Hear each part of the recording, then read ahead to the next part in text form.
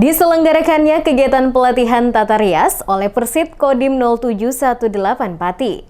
Pemerintah Desa Taman Sari beri tanggapan positif karena dapat memotivasi warga setempat dalam bidang keterampilan tata rias.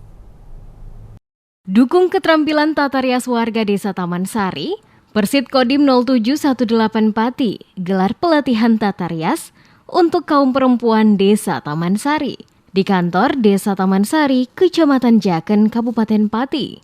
Dalam kegiatan tersebut, anggota Persit Kodim 0718 Pati memberi materi tentang cara merias wajah yang baik dan benar, agar lebih terampil dalam merias wajah.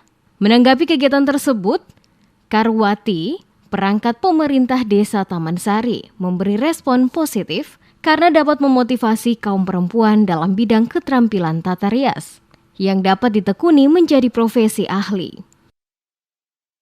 Pelatihan untuk tata rias, Mbak. Dari mana, Bu? Dari ibu-ibu Persit. Ya, bagus, Mbak, itu untuk memotivasi warga Taman Sari agar lebih maju dalam hal tata rias. Soalnya kan tata rias itu juga sangat dibutuhkan untuk kaum ibu-ibu dan kaum remaja juga. Semoga yang ikut pelatihan dapat menerapkan hasil dari pelatihan ini tadi ke dalam kehidupan sehari-hari. Syukur-syukur dapat bisa menjadikan sebuah acara, kalau ada acara bisa merias.